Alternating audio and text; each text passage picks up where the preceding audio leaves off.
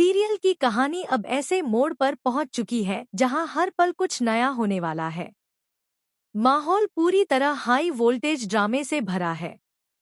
एक तरफ दादू साह की तबीयत धीरे धीरे सुधर रही है और पूरा घर राहत की सांस ले रहा है, लेकिन दूसरी तरफ कामिनी के चेहरे पर बेचैनी साफ दिखाई दे रही है।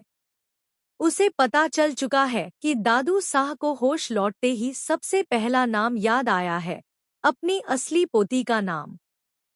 और वह नाम कोई और नहीं बल्कि सरू है। कामिनी को एहसास हो गया है कि दादू साह अब ज्यादा देर तक चुप नहीं रहेंगे।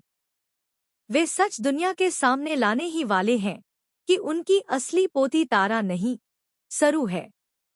इसी डर से कामिनी छटपटा रही है, क्योंकि यह सच सामने आते ही उसकी सारी चालें, सारी साजिशें एक ही झटके में मिट्टी में मिल जाएंगी। लेकिन इधर तारा की अलग ही कहानी चल रही है। वह अपनी धूर्त चालों से वेद और सरू के बीच ऐसी दरार डालने में लगी है जो वक्त के साथ गहरी और तेज होती जा रही है।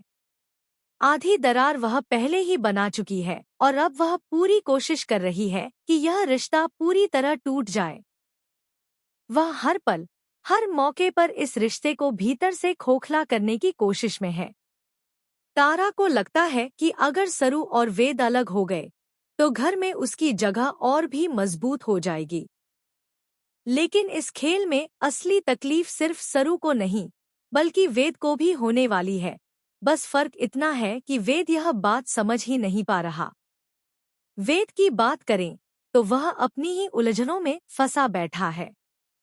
सरोजा यानी सरू की मां के साथ जो कुछ हुआ वह वाकई बेहद बुरा था और एक पति होने के नाते वेद को सरू की बात सुननी चाहिए थी, उसकी पीड़ा समझनी चाहिए थी। लेकिन हुआ इसके बिल्कुल उल्टा। एक तरफ सरू बार बार उसे समझाने की कोशिश करती रही कि तारा के इशारों पर उसकी मां की बेइज्जती करवाई गई है, वहीं दूसरी तरफ वेद ने बिना कुछ सोचे समझे सिर्फ अपनी मां की बात पर यकीन कर लिया। और मां की एक तरफा बात सुनकर उसने तुरंत फैसला सुना दिया, सरू को माफी मांगनी होगी।